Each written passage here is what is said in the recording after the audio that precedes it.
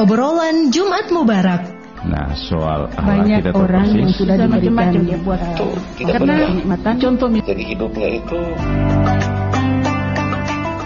Inilah obrolan Jumat Mubarak bersama Muhammad Haikal Dapitan.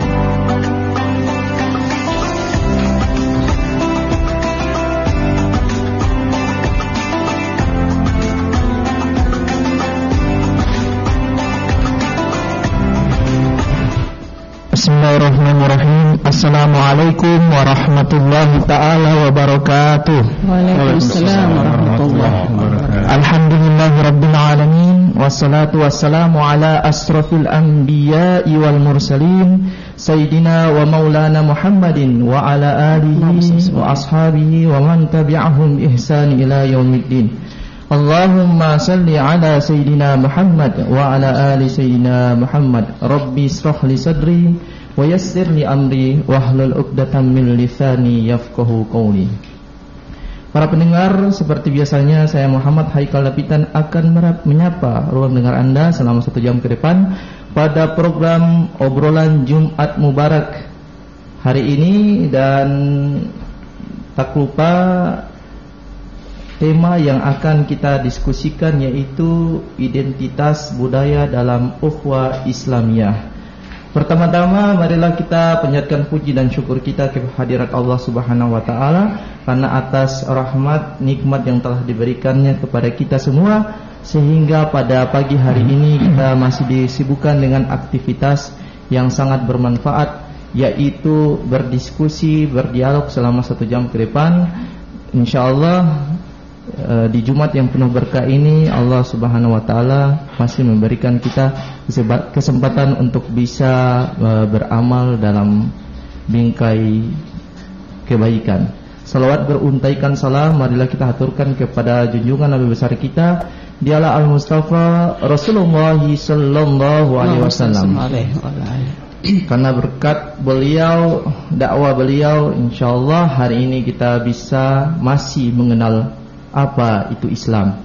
Para pendengar, sekali lagi identitas budaya ukhuwah dalam identitas budaya dalam ukhuwah Islamiyah, tema kita pada pagi menjelang siang hari ini. Dan kami mengajak kepada Anda para pendengar untuk bisa ikut gabung bersama kami di Studio Pro 1 RRI Ternate, bisa di 0921 31255521 atau di 0821 144 64708. Sebelum kita memulai diskusi atau obrolan selama 1 jam ke depan, saya akan memperkenalkan narasumber yang hadir di ruang dengar Anda para pendengar.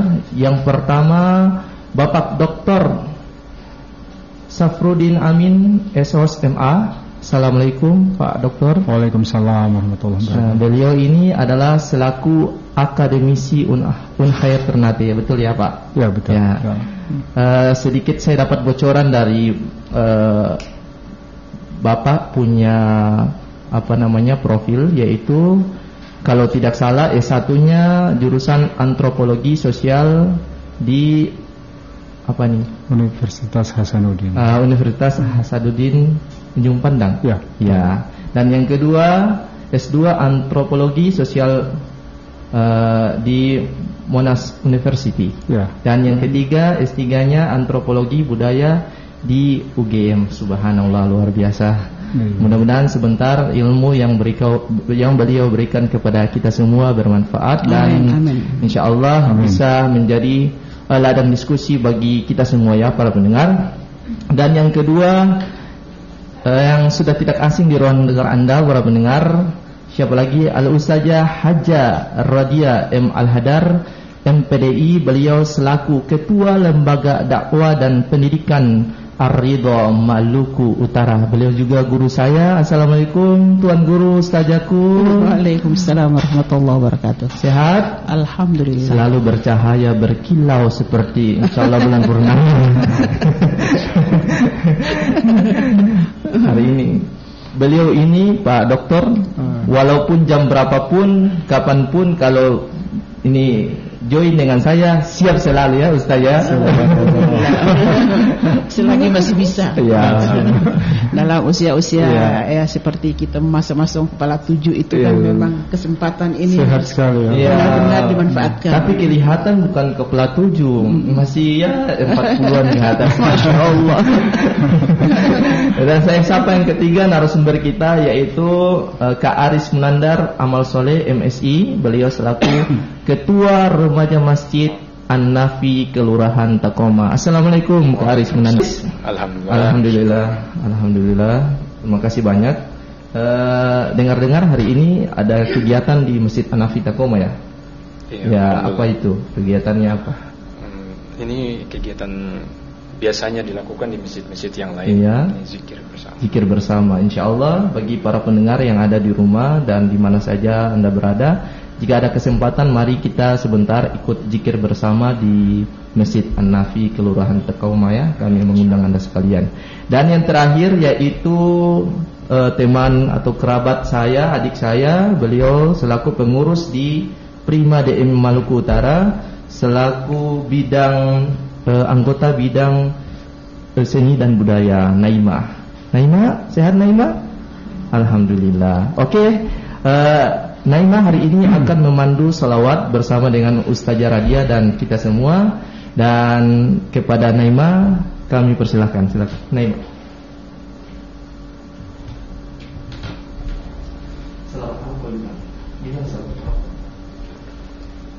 Alhamdulillah, pada pagi hari ini saya akan memandukan salawat bil qulub. Ya. Allahumma salli wa sallim wa barik alaihi wa ala alihi. Allahumma salli alaihi wa ala alihi.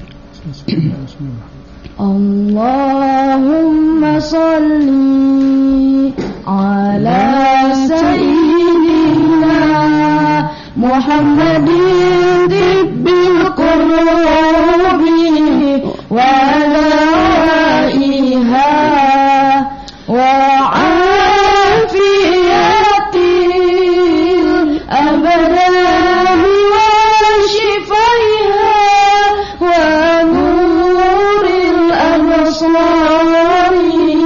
wa liyaiha wa ala alihi wa sahbihi وسلم بشرى لنا نيلنا المنى زل الأنا وفالهنا والدهر أنجز وعده والبشر أضحى مولانا بشرى لنا نيلنا المنى زل الأنا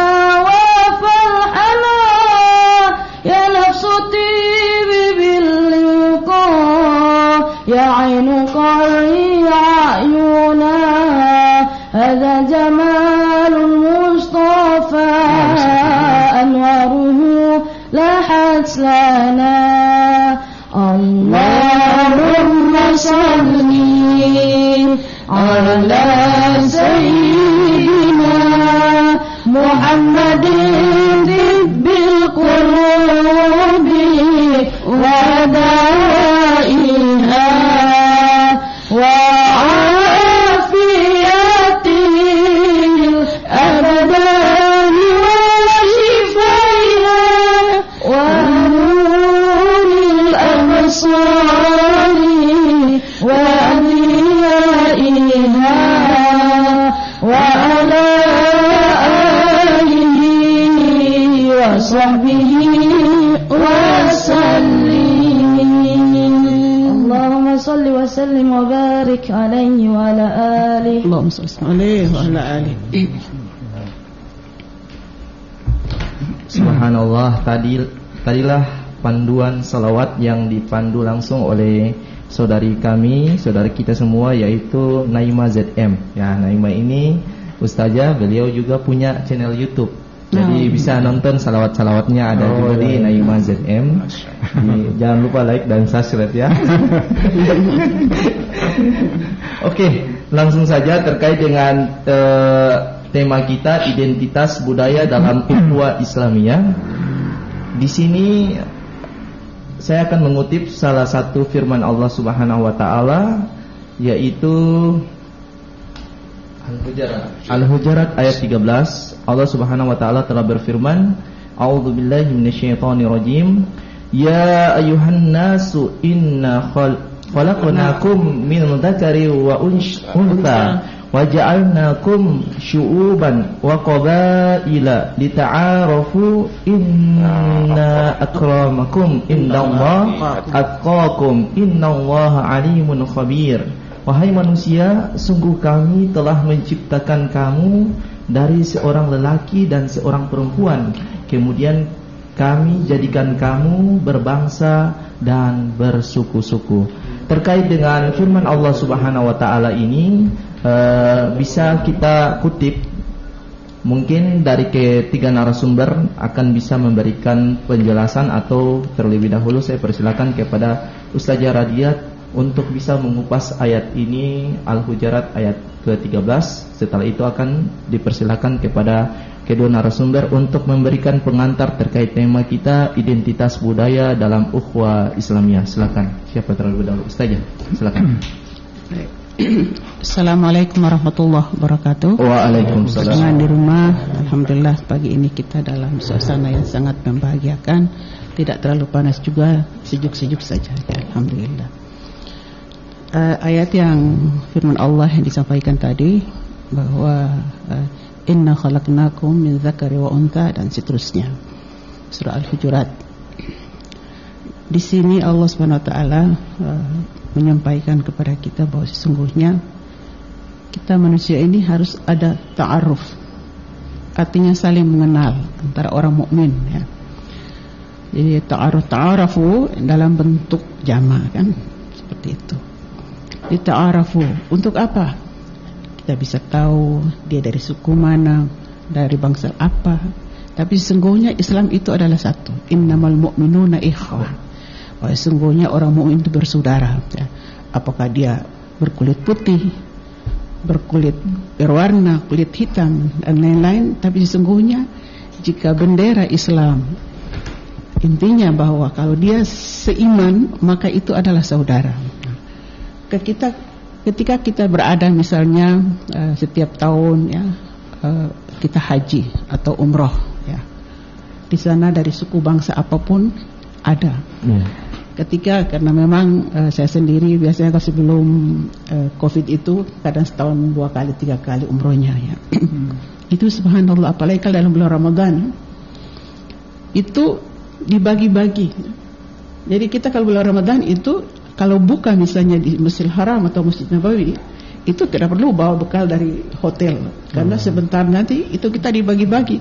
Bahkan kurma itu, kalau dari mulai buka puasa itu, kita akan dibagi-bagi kurma sampai di rumah itu kadang 3 kantung 4 kantung itu full. Itu subhanallah. Jadi kurma yang masih segar, kurma yang sudah kering, itu semua ada. Jadi kadang-kadang kita kalau bulan Ramadan itu nggak perlu lah oleh-oleh kurma yang kita beli. Yang penting kita bisa jemur dia kering. Nah, karena kebersamaan, karena Islam itu satu, lita'arafu syu'uba wa qabaila lita'arafu inna akramakum indallahi atqakum. Jadi iman inilah yang menyatukan kita, dan yang paling mulia manusia di sisi Allah adalah orang yang bertakwa, ya. Jadi mungkin latar belakang kita berbeda-beda, ya. Saya dengan Pak Saf, ya, beda-beda. Pak Saf ini adalah rekan dari anak saya. Jadi sama dosen di Unhair, ya. Sebelum kita persilakan kepada Pak Saf dan Kak Aris Menandar, kita terima telepon dulu, ya. Baik. Halo, assalamualaikum warahmatullahi wabarakatuh. Waalaikumsalam, ya. Narasumber Bapak Ibu, Bapak dan Ibu narasumber. Ini dengan Bung Din di Tolo Atidore. Ya, itu sudah pasti sudah saya kenal. Ya, langganan, ya. Nah, langganan. Sehat-sehat Bung Din. Sehat Bung Din? Sehat walafiat. Alhamdulillah. Oke, Bung Din, ini tema kita yaitu identitas budaya dalam ukhuwah Islamiyah. Mungkin saya mau tanya di luar tema, boleh? Boleh. Karena ada satu ustaz mengatakan begini. Kalau manusia hidup di atas dunia, kalau tidak bisa membaca Al-Quran, berarti mereka punya hidup itu tidak sempurna. Sedangkan saya masih umur 7 tahun lagi sudah mendapat musibah buta. Jadi tidak bisa membaca Al-Quran. Apakah hidup saya ini sudah sempurna atau belum? Mohon dijelaskan. Tapi dan saya tambah sedikit lagi, kalau over tahun 2022 harus kita berzikir dan bersalawat supaya Allah bisa melindungi daerah kita Maluku Utara ini. Begitu saja. Assalamualaikum warahmatullahi wabarakatuh. Waalaikumsalam warahmatullahi wabarakatuh. Bung Din di Tidore, di Toloa Tidore. Ya, mungkin bisa dijawab oleh Ustazah dulu. Ya, silakan. Atau Pak Dokter. Silakan Ustazah. Lebih cocok Bu. Ya. Pertanyaan Pak Din tadi, Allah berfirman, "Qul la yusibana illa ma kataballahu lana wa maulana walallahi falyattaqil mu'minun." Katakanlah hai Muhammad, bahwa sungguhnya musibah itu, ya, qul yusibana illa ma kataballah, itu sudah ditulis, sudah ditentukan oleh Allah. Maka setiap orang mukmin yang kena musibah itu dia harus bertawakal kepada Allah, berserah diri kepada Allah. Nah, kasusnya Pak Din sejak usia 7 tahun sudah buta karena kecelakaan. Ini memang sedih, tapi sesungguhnya Allah itu punya rencana. Ya. Karena kadang-kadang, jadi indera kita, orang yang memang inderanya terganggu, itu subhanallah, Allah itu memberikan mata hatinya itu luar biasa. Ya. Mata hatinya luar biasa. Misalnya pengalaman ya, sejarah seorang tokoh yang memang secara global dikenal, yaitu Habib Abdullah Al-Haddad. Beliau ini kan buta sejak lahir. Buta sejak lahir. Siapa yang tidak kenal dengan Ratib Haddad? Yeah. Dunia manapun kenal namanya dunia Islam Ratib Haddad. Ketika suatu ketika jalan malam, beliau berjalan malam bersama dengan pengawal. Kemana-mana kan pasti karena beliau dalam buta pasti ada pengawal.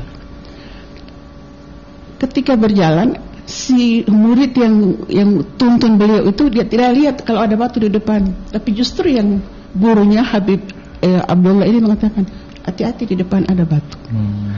Nah, inilah jadi mata indera memang yang Allah berikan kepada kita. Dengan mata hati itu al-kasyaf, ya, dalam mungkin agak kita berbicara masalah atau tasawuf, ya.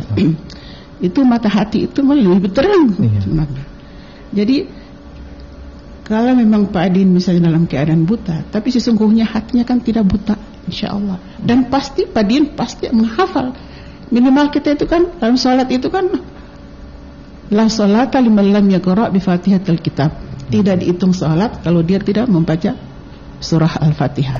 Karena masalah surah yang lain itu kan sunnah. Jadi pasti saya yakin dan bahwa orang tua dari Pak Din itu sejak kecil itu akan mengajarkan minimal itu harus baca Fatihah, karena salat kita itu harus ada Fatihahnya. Dan saya yakin Pak Din mungkin dengan mata hatinya itu Allah akan pasti buka dan bisa menghafal ayat Al-Quran yang bisa yang panjang, bahkan mungkin mudah-mudahan kita doakan bisa jadi hafiz. Berapa banyak hafiz yang memang buta tunanetra tapi mereka bisa menghafal Al-Quran. Itu yang pertama, ya. Yang kedua tadi itu sih ya. Ya. Jadi bukan berarti orang yang tidak bisa membaca Al-Quran itu lantas hidupnya itu. Ya. Karena Allah itu maha adil. Saya kira mungkin bisa ditambahkan oleh Pak Dr. Safruddin sekaligus memberikan pengantar terkait dengan tema kita, identitas budaya dalam ukhuwah Islamiyah. Silakan Pak Dokter. Ya, baik. Assalamualaikum warahmatullahi wabarakatuh. Waalaikumsalam. Untuk semuanya. Untuk kasus Pak Din ini tadi yang Pak Din kutipkan itu berlaku umum, ya, bahwa orang yang tidak bisa membaca Al-Quran itu orang yang rugi lah, katakanlah seperti itu. Nah, itu berlaku umum. Tapi Pak Din ini kasus khusus. Jadi kasus khusus seperti itu pasti Allah punya niatan tertentu, punya tujuan tertentu yang kita bisa tafsirkan sebagai cobaan.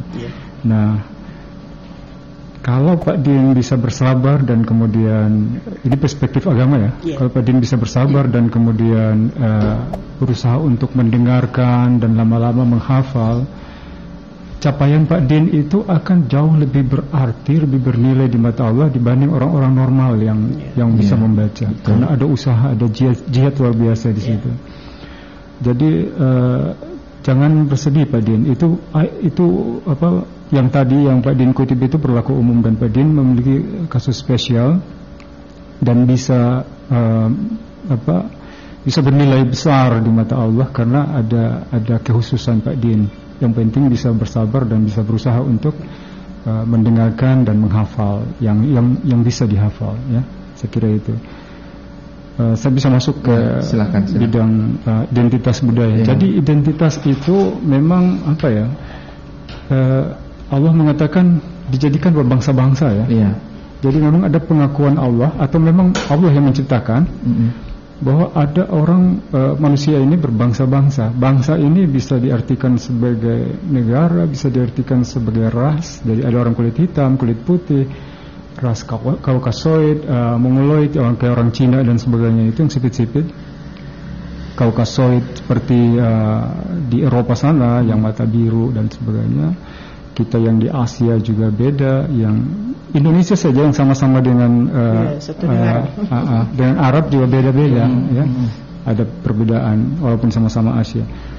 Kemudian itu dari sisi ras, dari sisi etnisitas kita banyak sekali etnis. Dari sisi jadi seseorang itu memiliki identitas yang multiple, yang macam-macam. Saya sebagai orang Bobani Igo sana, itu ras kampung saya. Tapi saya juga seorang dosen. Saya seorang di Maliaro KTP. Saya kemudian seorang dosen di Unhaya. Saya seterusnya sampai saya warga negara Indonesia. Saya orang Muslim dan sebagainya. Saya orang Maluku Utara dan sebagainya. Atau saya orang Makian dan sebagainya. Nah, itu rangkaian multiple ras itu, ras yang bermacam-macam, identitas yang bermacam-macam, itu menyatu di dalam diri kita. Persoalannya bagaimana ketika kita menempatkan identitas yang bermacam-macam ini ke dalam konteks ukhuwah Islamiyah, ya. Nah, di sini ada memang kecenderungan, ada beberapa segmen masyarakat yang cenderung lebih memprioritaskan identitas kulturalnya, identitas budayanya ketimbang identitas keagamaan Islam itu sendiri. Padahal identitas kultural itu harusnya berada di bawah identitas keagamaan sebagai seorang Muslim. Kata Ustazah tadi, identitas Muslim itu atau sebagai seorang Islam itu berlaku universal. Jadi dia mau Arab, dia mau Kaukasoid, orang Eropa di Jerman sana yang Muslim, kita yang di Ternate, Tidore dan Makian dan Tubelo sana, tetap kita punya identitas yang sama. Persoalannya memang ada kecenderungan sebagian orang mencoba, misalnya ya, saya kutip beberapa kecenderungan terakhir. Ini saya tidak bicara politis, saya menganalisis secara sosiokultural, ilmu saya. Ada kecenderungan memisahkan Islam Indonesia seolah-olah beda dengan Islam Arab dan sebagainya. Iya, betul. Nah, ini perkembangan yang destruktif, counterproduktif, ya. Maksudnya tidak produktif, malah memecah belah gitu. Yang harus dibangun sebenarnya adalah ikatan identitas Islam itu melampaui identitas kenegaraan, identitas kewilayahan regional, misalnya Nusantara dan Jazirah Arab dan Eropa dan sebagainya. Jadi apa yang menjadi bagian dari iman kita bahwa Islam itu bersaudara, Islam itu satu, itu secara esensial memang harus menjadi bagian dari konstruksi kultural identitas kita yang utama gitu. Bahwa ada negara yang berbeda, wilayah yang berbeda, identitas suku yang berbeda, itu harus menjadi subordinasi, harus berada di bawah. Jadi agama menjadi penentu, agama yang menjadi ikatan. Saya kira kalau kita beragama dengan baik, kita tidak akan mencelakai orang lain yang berbeda identitas dengan kita, ya. Kita akan mencintai orang lain. Jadi tidak usahlah membawa-bawa Islam kita lebih baik dari Islam Arab dan sebagainya. Yang harus kita lakukan adalah kita perbaiki Islam kita, dan orang di Arab di mana-mana juga perbaiki, dan akhirnya identitas Islam itu akan mendominasi identitas yang lain, sehingga yang terjadi adalah kebaikan-kebaikan muncul di mana-mana. Ya. Saya kira itu yang bagaimana. Jadi posisi pentingnya adalah identitas Islam itu lebih tinggi nilainya dibanding negara, dibanding etnis, dibanding ras, dibanding apa dan sebagainya. Dan jika kita menegakkan identitas Islam itu sebagai identitas yang dominan dan mendominasi semua identitas kita, diri kita masing-masing, maka negara ini akan utuh. Karena orang Islam akan mengelola negara dengan tidak korupsi, tidak menindas orang lain, kita tidak mencuri dan sebagainya. Karena identitas kita sebagai Muslim ya sudah harus seperti itu, berbuat baik pada orang lain, menegakkan keadilan dan sebagainya. Jika ada yang tidak adil, kita menuntut untuk menegakkan keadilan. Ya. Jadi kalau kita bergerak dengan semangat identitas kedaerahan, identitas ras, identitas kebangsaan dan sebagainya yang kita utamakan, maka yang terjadi adalah pertentangan-pertentangan. Kita mengatakan orang Jawa begini, orang Arab begini, orang ini begini, orang Makian begini, Ternate begini, orang Eropa begini. Saya ingat kasusnya masih ada waktu sedikit. Bisa. Kasusnya Malcolm X, masih ingat ya? Pernah baca ya? Malcolm X itu dia mendapat hidayah masuk Islam itu lewat seorang Muslim yang sangat rasis, Elijah Muhammad. Waktu masa perbudakan, setelah masa perbudakan Amerika masih awal-awal. Kalau Anda baca bukunya Malcolm X atau lihat di video di YouTube ya. Dan dia jadi Islam bangkit di Amerika awal di kalangan kulit hitam itu Islam berupa Islam gerakan pembebasan melawan rasisme kulit putih. Jadi dia bangkit di kalangan kulit hitam. Mungkin waktu itu budak-budak dari Afrika itu yang dibawa ke Amerika itu sebagian adalah orang-orang Islam. Sehingga dia diajarkan Elijah Muhammad bahwa orang kulit putih itu setan, kafir dan sebagainya, dan kita harus melawan. Kita kulit hitam harus melawan dan kita harus Islam, dan Islam yang menjadi solusi untuk melawan mereka. Akhirnya dia sangat rasis, Islamnya sangat rasis melawan kulit putih. Dia punya pendukung banyak juga akhirnya bersama Elijah Muhammad itu. Tapi suatu saat dia mendapat kesempatan dibiayai oleh Arab Saudi pada masa itu untuk ke haji, untuk pergi ke Mekah. Di sana dia kaget ketika ngantri untuk masuk ke Ka'bah itu. Dia kaget lihat kok ada orang kulit putih yang juga ngantri gitu. Padahal saking bencinya dia sama kulit putih. Kulit putih itu jahat, kafir dan sebagainya. Dia kaget kok ada yang bermata biru gitu loh, yang sama dengan para penindasnya di Amerika. Ternyata orang-orang ini adalah orang Turki yang memang sebagian Turki itu adalah Eropa. Ya. Disitulah dia kemudian menemukan bahwa Islam itu sebenarnya universal. Dan disitulah dia menemukan identitas Islam yang sebenarnya, bahwa Islam itu melampaui ras, melampaui identitas apapun. Islam ya Islam, tidak ada Islam Arab, Islam Nusantara, Islam ya Islam. Bahwa orang mengatakan ada Islam Nusantara, menurut saya tafsirnya harus hati-hati ya. Kalau Islam di Nusantara boleh, bukan Islam Nusantara. Islam ya satu. Kalau Islam dalam budaya Nusantara boleh, Islam dalam manifestasi budaya Nusantara. Kita punya tahlilan di sana, di Arab tidak, nggak masalah karena itu kultur kita.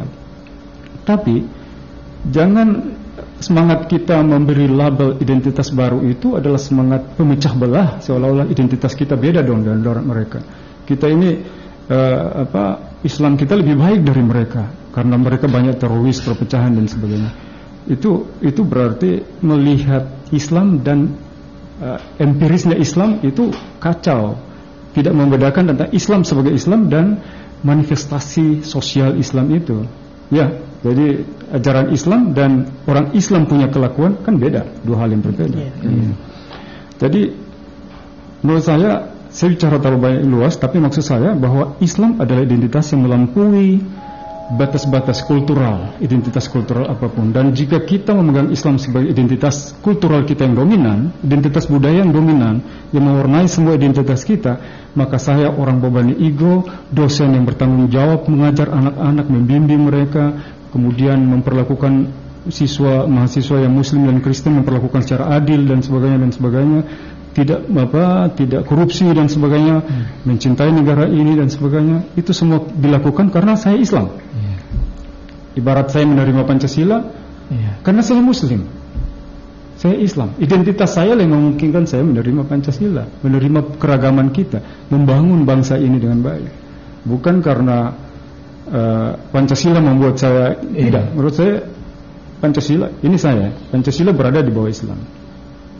Menurut saya, sebagai seorang Muslim yang punya identitas Islam, Pancasila berada di bawah Islam. Dan saya tunduk dan menegakkan Pancasila karena saya Muslim, karena saya Islam. Islam yang membuat saya bersikap adil, menegakkan bangsa ini dengan baik, menjaga harmoni dan kebaikan-kebaikan, keadilan dan sebagainya. Saya kira itu posisi bagaimana identitas kultural itu ketika dibawa dalam konteks uhwah Islamiyah. Jadi bukan dengan menegakkan identitas Islam dominan, yang lain menjadi tersingkir, tertindas, malah sebaliknya, ya. Islam menjadi kebaikan-kebaikan di mana-mana ketika identitas itu mewarnai, memanifestasi kehidupan kita. Saya kira itu. Oke, menarik apa yang disampaikan oleh. Kita terima telepon dulu. Halo, assalamualaikum warahmatullahi wabarakatuh. Halo, assalamualaikum. Penetra di Solo Tidore balik lagi. Ya, silakan. Jadi begini, Bapak dan Ibu narasumber. Yang saya tertarik bahwa Ibu bilang tadi, walaupun tidak bisa membaca Al-Quran, tapi sama menghafalkan Al-Fatihah. Jadi saya setelah saya salat, terus saya ikuti baca imam di dalam hati, ya, sampai sekarang saya bisa membaca Al-Fatihah, menghafalkan Al-Fatihah. Alhamdulillah. Dan kulau awah, kulau duga bil pala, kulau duga bil nas, dan ayat-ayat lain, ayat pendek. Berapa ayat itu saya sudah menghafalkan. Dan saya selalu mengamalkan itu.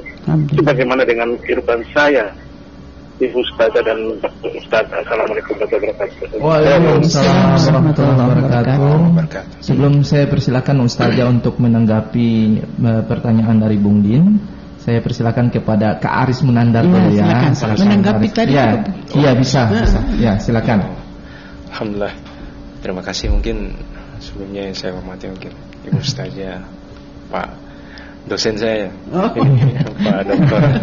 Ya, jadi alhamdulillah, jadi ini jadi silaturahmi lagi. Alhamdulillah. Terkait soal tema ini mungkin tadi sudah dijelaskan oleh Ustazah. Landasannya adalah surat Al-Hujurat ayat 13. Kemudian dari Bapak tadi soal bagaimana identitas budaya ini.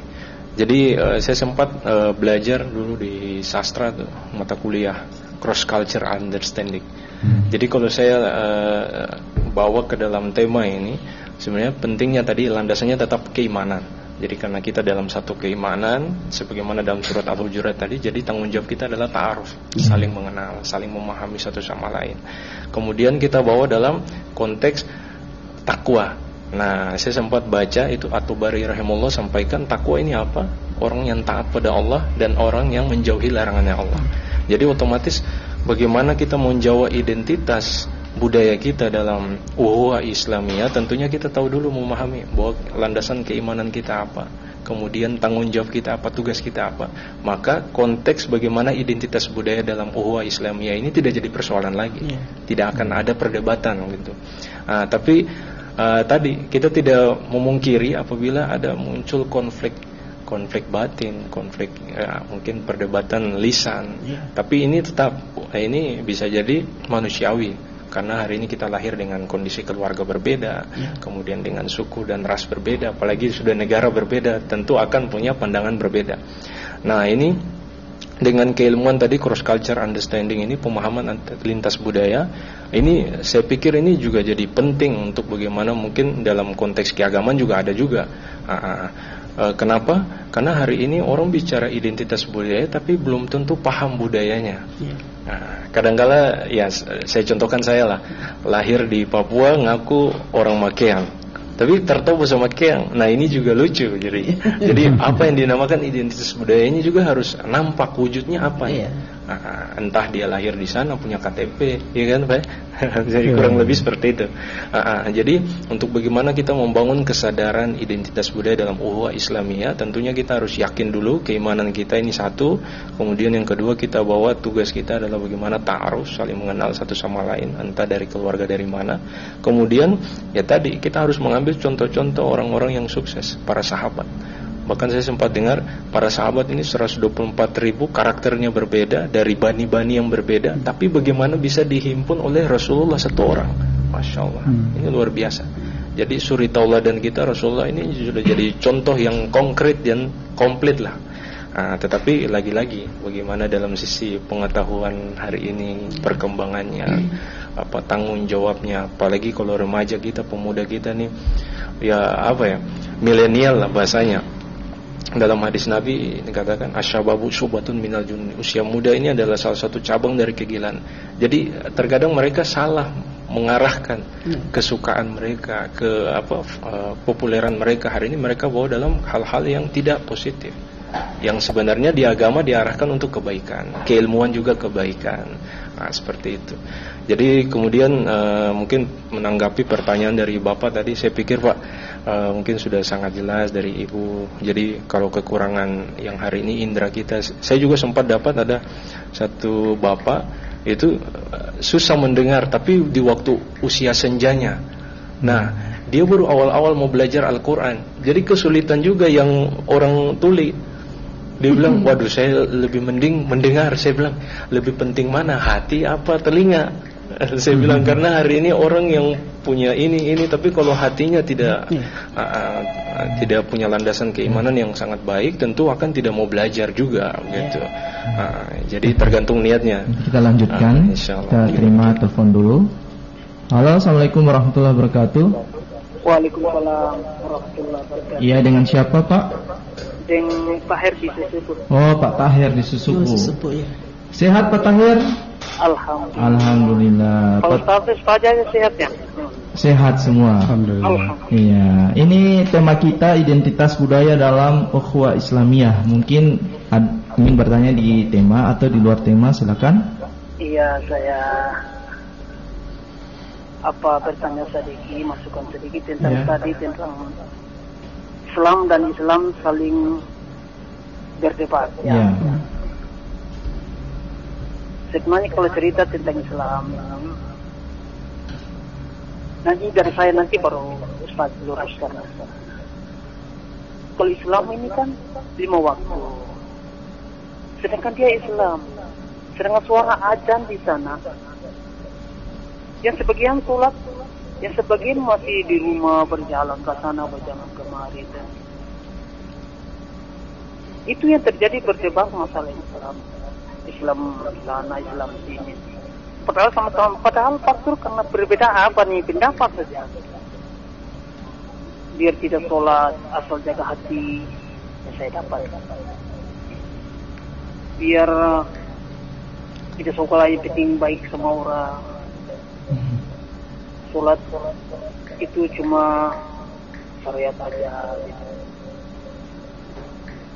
Jadi kalau bagi saya tuh lebih baik libatkan di pemerintah bahwa ada punya tekanan bahwa Islam harus sholat gitu. Baru di situ kita bisa berbicara tentang rukun Islam yang sebenarnya seperti apa. Baru di situ kita bisa menyatukan Islam gitu. Kalau cuma kita berbicara tentang jangan membedakan Islam sana, nanti kita akan begini terus.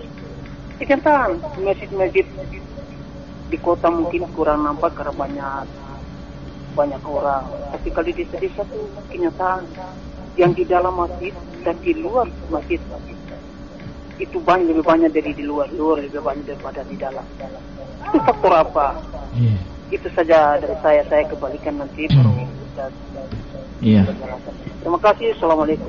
Waalaikumsalam warahmatullahi wabarakatuh. Ini terkait penanya dari Bung Tahir di Susupu, perbedaan pendapat antara Islam dengan Islam saja. Tapi ini perbedaan pendapat yang apa ya? Yang sesuai pemikiran, bukan dalam kaidah hukum atau bagaimana Ustazah, tidak apa-apa sholat, tidak sholat, yang penting baik sama orang. Itu bagaimana Ustazah? Silakan dijawab. Iya.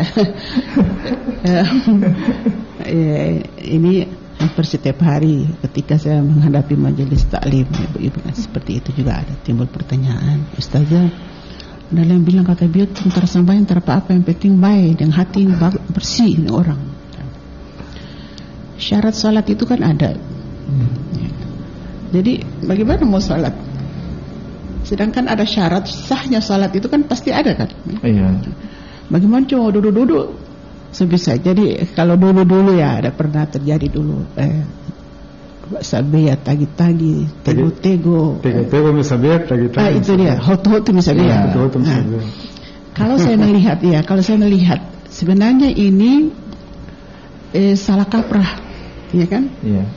Kan ayat kan, ya mau wa qu'uda wa ala junubihim wa yatafakkaruna fi khalqis samawati wal ard. Rabbana ma khalaqta batila subhanaka faqina adzabannar.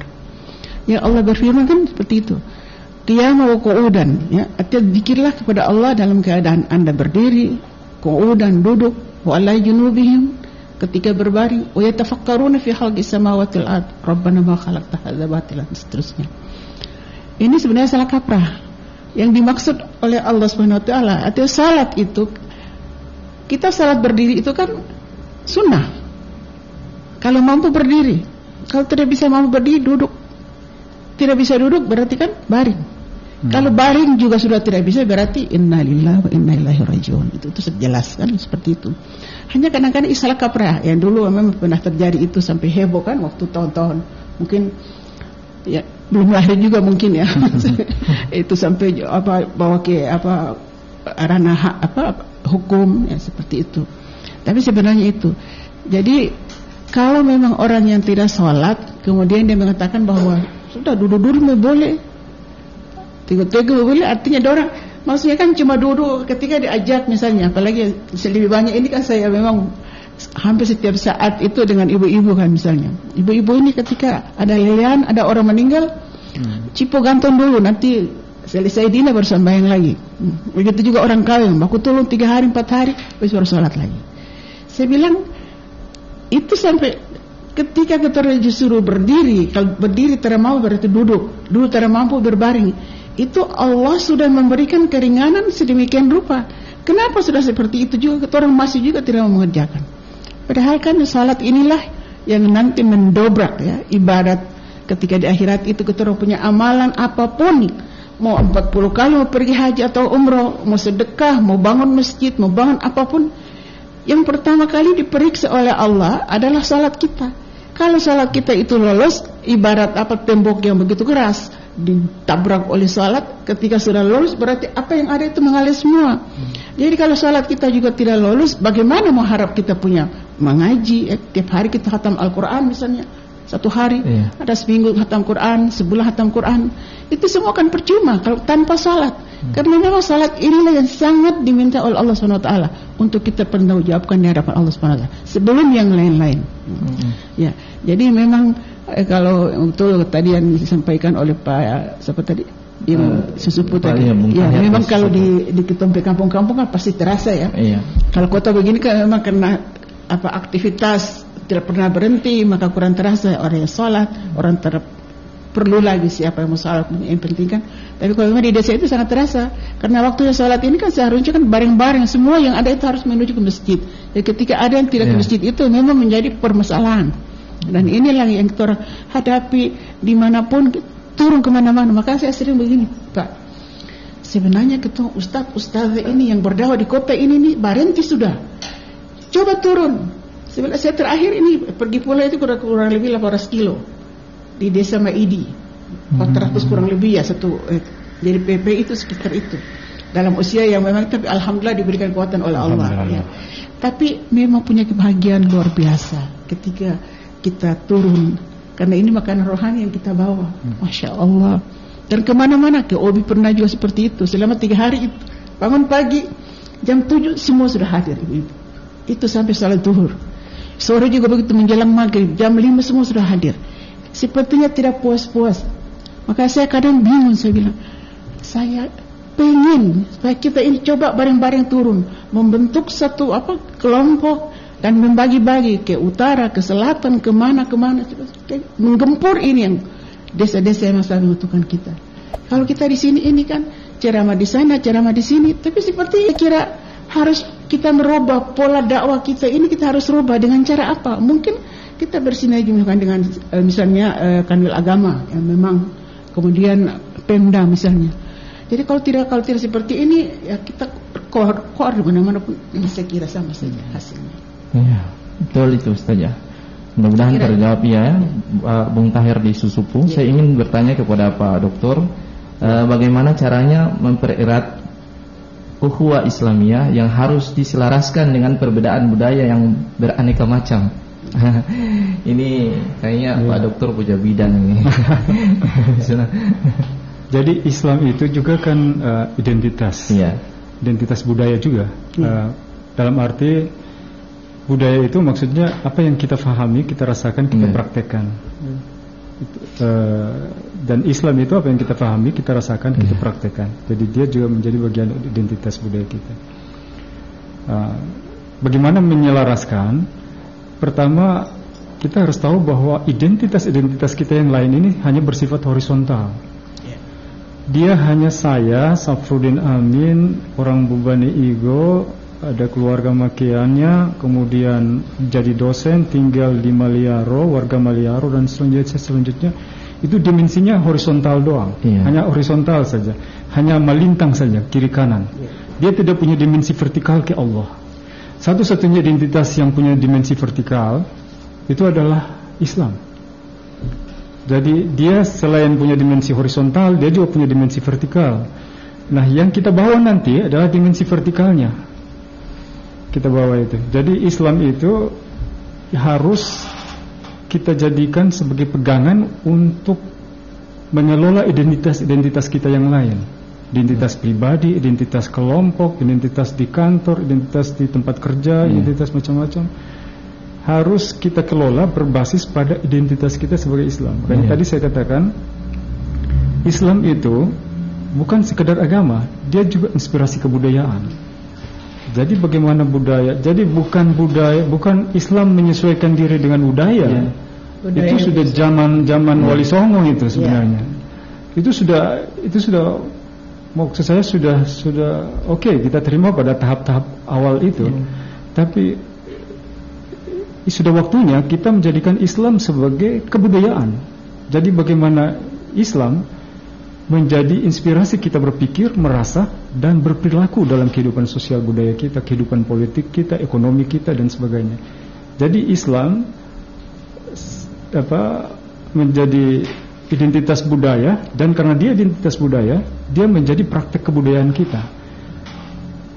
Kebudayaan kita berarti kita harus membudayakan dia. Kalau belum seperti tadi, salatnya tidak cukup bolong-bolong dan sebagainya. Bagaimana Islam kita bawa menjadi bagian dari kultur praktek kebudayaan kita, gitu. Baik dari sisi ritualnya maupun ibadah-ibadah sosialnya, hubungan dengan orang dan sebagainya. Hubungan dengan alam malah dan sebagainya. Saya kira jadi intinya adalah, kalau jawaban pada pertanyaan tadi adalah bagaimana menempatkan Islam sebagai identitas dominan kita, dan itu mewarnai pengelolaan identitas kita yang lain. Jadi kalau Islam menjadi dominan, identitas dominan kita, identitas yang paling menentukan, karena kita yakin itu bukan saja untuk kepentingan dunia kita, tapi juga untuk kepentingan akhirat kita, maka dia harus menjadi bagian yang menginspirasi semua pengelolaan identitas kita dengan yang lain. Diri kita misalnya, saya misalnya kalau ada orang kampung yang marah-marah sama ustadz misalnya, saya mau membela orang kampung atau kok mau membela agama, membela ustadz? Tentu saya membela ustadz. Saya akan meyakinkan pada orang kampung bahwa Anda salah, harusnya gini. Itu berarti saya menjadikan Islam sebagai identitas dominan saya untuk menyadarkan orang kampung sebagai identitas kultural saya, identitas orang kampung saya, bahwa begini loh, yang Ustadz sampaikan ini benar dan sebagainya, ayo kita salat dan sebagainya, begitu. Jadi tinggal bagaimana menempatkan. Dan yang penting sebenarnya, Islam itu jangan cuma ada di kepala sebenarnya. Jangan cuma kita pikirkan, jangan cuma berada pada level pengetahuan, tapi dia harus menjadi level sense of, jadi rasa kita. Kita merasai itu Islam. Kita experiencing the Islam gitu. Kita mengalami Islam itu. Jadi ada dimensi rasa gitu lah. Kalau kepala setelah selesai, tapi kalau kita ada dimensi rasa, maka kita betul-betul masuk di dalam dan kita menyatu gitu. Jadi Islam bukan sesuatu yang didiskusikan, itu penting. Tapi Islam juga harus dialami, gitu. Dialami dalam praktek kita dan sebagainya. Makanya saya kadang-kadang walaupun beda-beda dengan orang jamaah tabligh misalnya, tapi saya menyukai cara mereka mengalami Islam itu. Ketika datang orang diusir dan sebagainya, dicemooh dan sebagainya, mereka sabar. Itu mereka itu how to experience Islam, bagaimana mengalami langsung Islam, tantangannya dan sebagainya. Itu beda loh rasanya dengan orang hanya tahu dan sebagainya. Saya kira itu. Jadi seperti itulah. Luar biasa Pak Dokter. Semoga mencerahkan. Kalau dari Kak Aris Munandar selaku pimpinan Ketua Remaja Masjid Taqoma atau An-Nafi, pasti banyak sekali terdapat pemikiran yang berbeda-beda. Kalau dari Kak Aris Munandar, apa yang harus dibutuhkan dalam membina karakter yang berbeda tersebut, karena sudah turun temurun dari adat yang sudah melekat pada pribadi diri yang ada di sana. Silakan. Iya, mungkin pertanyaannya kurang lebih mungkin sudah sudah dipaparkan, tapi kalau dari pengalaman saya mungkin baru juga Bu, belum sempat setahun jadi remaja masjid, cuman karena sering berkecimpung dengan teman-teman remaja masjid PKM. Jadi alhamdulillah juga timba ilmu di universitas, ketemu dengan orang-orang berbeda-beda, orang yang berilmu. Jadi alhamdulillah, kalau yang saya lihat sih tetap ya tadi, kalau kita berpatokan dengan landasan agama, tentu kita tahu harus keimanan sama, berarti kita jangan memilah-milah. Itu yang pertama.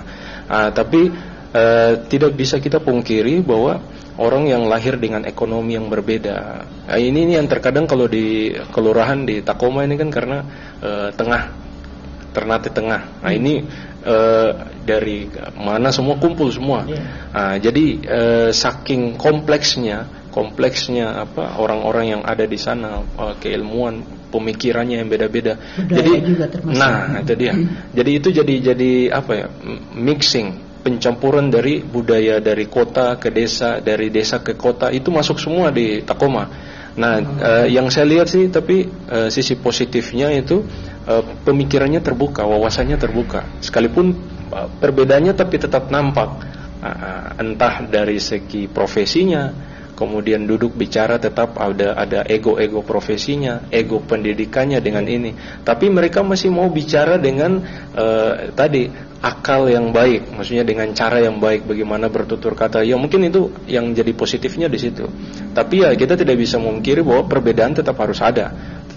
Kita tempatkan, tinggal yang saya lihat sih kalau persoalan kayak anak-anak muda nih, mungkin kecenderungan mereka saja. Mungkin kecenderungan mereka yang mungkin kalau keluarganya tingkat pendidikannya seperti apa, itu mungkin mereka ada yang cepat-cepat diarahkan, lebih bagus ikut sama teman-teman remaja masjid. Itu kalau kecenderungan pengetahuan agama dengan pengetahuan ilmunya baik, mereka pasti mengarahkan ke situ.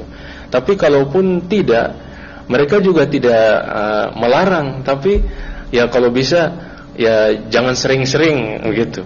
Jadi saya juga di sisi lain berterima kasih, tapi di sisi lain khawatir juga kalau khususnya di Taqoma nih, remaja masjid ini ya ada orangnya, tapi yang mau bekerja, yang punya kesadaran, yang kayak tadi yang Pak bilang sense of-nya soal keislamannya, itu sedikit. Ya sama halnya kalau kita bicara wujud keimanan, orang-orang yang hadir di masjid orang-orang terpilih, bahasanya seperti itu.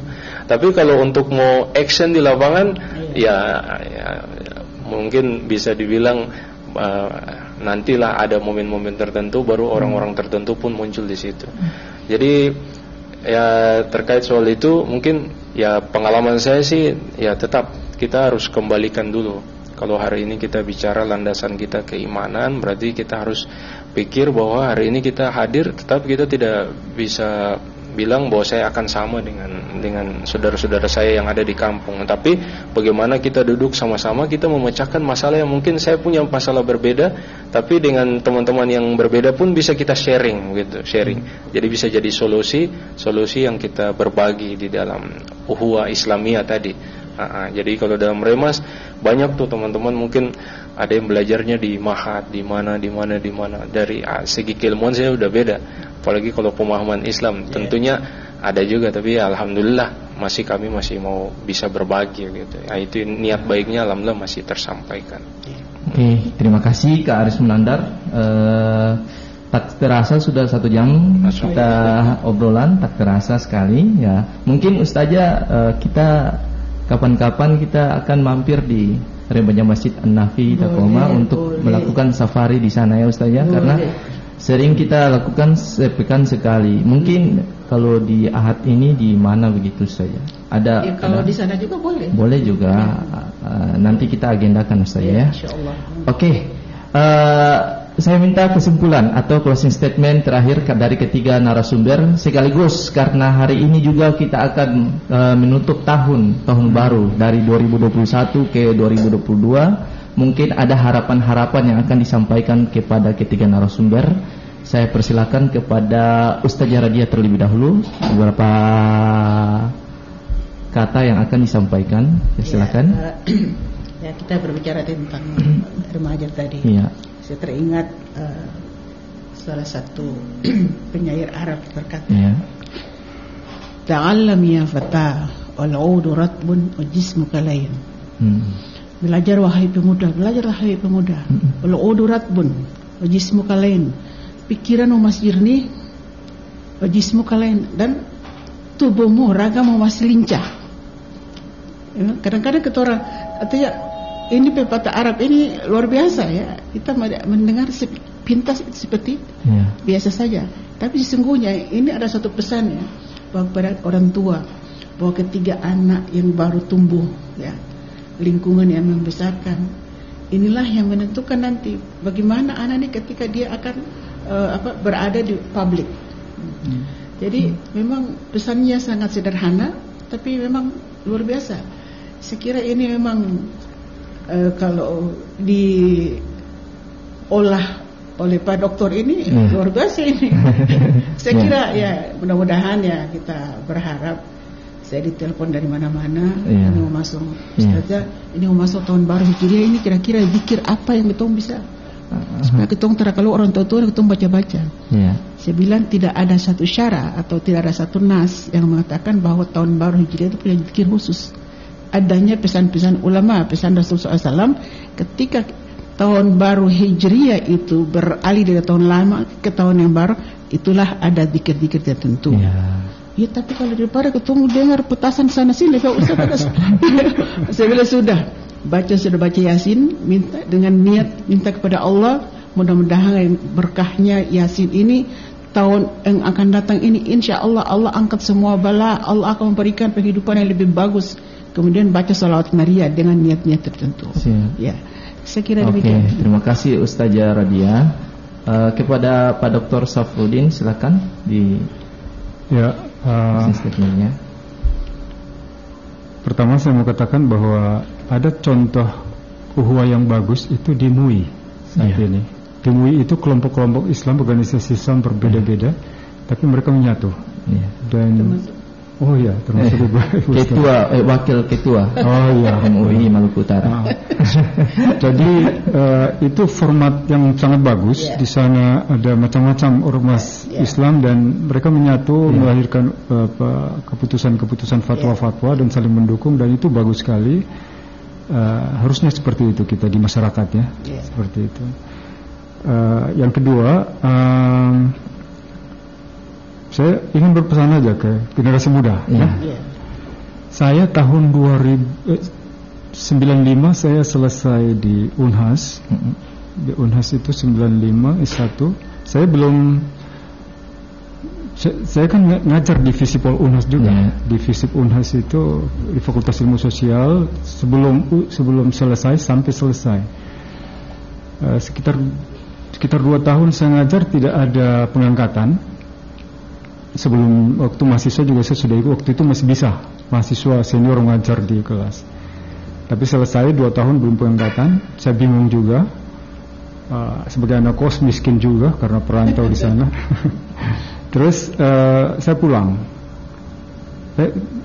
Tahun baru tahun 97 itu saya biasanya kan teman-teman pada keluar. Ada juga anak kaya yang gabung dengan kita situ, punya mobil. Jadi biasanya memang kita tahun baru kita keliling, bakar-bakar, makan-makan, rame-rame. Ada juga 1-2 yang minum alkohol dan sebagainya. Tapi pada malam itu 97 saya memutuskan tidak keluar. Mereka tanya kenapa? Tidak, saya mau tinggal di rumah. Yang saya lakukan, saya ambil diary saya, diary. Kayak cewek-cewek yang pakai diary. Kemudian saya taruh jam di depan saya, di meja belajar saya. Kemudian saya bikin kolom-kolom. Saya evaluasi kelemahan saya selama ini apa. Sampai saya merasa tidak berkembang. Tidak punya pekerjaan, miskin lagi apa gitu. Kemudian apa kelebihan saya? Jadi kolom pertama kelemahan, kolom kedua kelebihan, kolom ketiga rencana untuk memperbaiki. Dan ternyata kolom kelemahan itu kolom pertama banyak sekali sampai di bawah, kelebihan sedikit sekali, cuma 2-3 poin di atas. Yaitu rajin belajar, suka diskusi kayak gitu, semangat belajarnya tinggi. Kemudian kolom ketiga adalah rencana. Sambil saya menunggu jam berputar pelan-pelan, detik demi detik pindah ke jam 00. Pada saat jam 00, kita kebetulan dekat markas tentara di situ di Makassar. Langsung tembakan bunyi, petasan bunyi dan sebagainya. Saya bersujud pada Tuhan, pada Allah. Ya Allah, saya sudah bikin rencana. Saya rubah hidup saya. Kuatkan saya. Nah, teman-teman itu kemudian sekitar jam 2 malam, jam 3 malam pulang, pagi ya, jam 3 pagi, tengah malam ya, pulang dan kemudian tanya, kenapa kamu tidak keluar dan sebagainya, cuma tinggal sendiri. Oh tidak, saya lagi tidak enak badan apa sih. Ada juga yang sudah miring-miring, sudah mabuk dan sebagainya. Nah, setelah itu saya bingung juga, masuk tahun baru kemudian tidak ada perubahan, saya pulang ke kampung di Beban Ibu. Balik lagi ke Makassar sekitar akhir Februari. Kemudian saya mulai melakukan perubahan itu. Saya mengambil langkah-langkah perubahan. Akhirnya saya temukan perubahan itu. Di Februari saya mulai belajar bahasa Inggris. Di Agustus saya tes TOEFL untuk melamar beasiswa ke luar negeri. November informasi saya lolos. November sampai 98 itu saya kemudian diundang ke Bali selama 6 bulan, tinggal di Bali, difasilitasi macam-macam. Dan saya senang sekali karena anak-anak kos, tapi tiba-tiba dikasih uang banyak sekali, fasilitas banyak sama pemerintah Australia. Dan kemudian saya menemukan jalan-jalan setelah itu. Jadi saya memang tidak tahu dekat pada agama pada saat itu, tapi mungkin niat saya yang begitu kuat untuk merubah diri dan meminta Allah untuk menolong saya pada malam perubahan waktu itu, perubahan tahun itu, mungkin Allah menolong. Jadi ketika ada surat beasiswa bahwa saya lolos itu, saya sudah pindah rumah dari situ. Saya sudah merasa tidak nyaman di rumah. Saya datang ke rumah itu, teman saya bilang, "Din, ini ada surat." Saya tanya apa isinya, dia bilang ditulis ini di atas congratulations. Wah, jangan-jangan saya lolos. Pas saya buka, alhamdulillah, saya baca dulu sampai selesai, saya lolos. Saya diminta ke Bali untuk training sebelum berangkat. Saya langsung sujud syukur di rumah tempat kita ngumpul itu.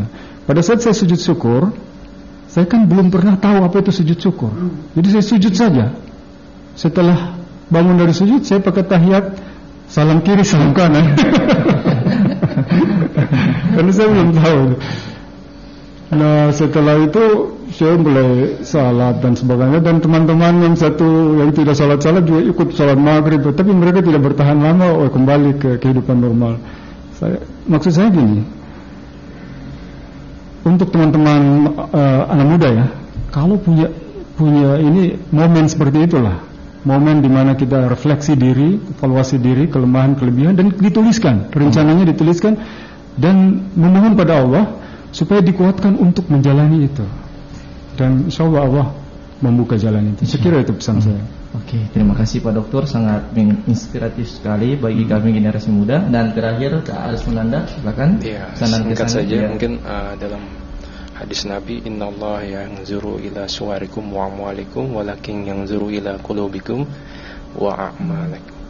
Jadi tentu Allah tidak melihat bentuk rupa kita, harta kita seberapa banyak, tapi yang Allah lihat adalah hati kita dan amal kita. Jadi saya pikir mungkin dari penelpon soal kasus mereka, mungkin mereka harus merenung juga bahwa hari ini apa yang akan dipertanggungjawabkan di hadapan Allah. Jadi bukan Allah tanyakan, matanya tidak ada, kemudian dia tidak beriman pada Allah. Nah ini yang merugi sebenarnya. Tapi Masya Allah, mungkin tadi yang disampaikan oleh Pak Dokter luar biasa. Saya juga pikir ini pengalaman iman. Kadang-kala orang agak keliru dalam pengalaman iman, tapi di saat dapat hidayah mereka baru mulai koreksi, islah dirinya jalan. Jadi perjalanan hidup ini sebenarnya perjalanan islah diri kita. Sampai nanti kita kembali pada Allah, baru Allah tanyakan seberapa kuat kita islah diri, dan iman dan amal kita sejauh apa. Mungkin. Oke, terima kasih Kak Aris Munandar. Terima kasih kepada narasumber yang telah hadir. Yang pertama Bapak Dr. Safruddin Amin, SOSMA selaku akademisi Unahir Ternate. Terima kasih atas waktunya Pak. Sama-sama. Mudah-mudahan bisa kami hadirkan kembali di RRI 1 Ternate. Dan yang kedua Al-Ustazah Haja Radia M. Al-Hadar MPDI. Terima kasih Ustazah. Semoga Ustazah juga bisa terus berdakwah dan membina kaula muda. Dan yang terakhir Kak Aris Munandar Amal Soleh MSI selaku Ketua Remaja Masjid An-Nafi Kelurahan Takomah. Oke, para pendengar, saya Muhammad Haikal Dapitan mohon pamit dari ruang dengar Anda. Untuk bisa mendengarkan kembali atau menyimak kembali obrolan ini bisa di channel YouTube Prima DMI Malut. Semoga bermanfaat. Wabillahi taufiq wal hidayah. Wa kafa billahi syahida. Assalamualaikum warahmatullahi wabarakatuh. Waalaikumsalam.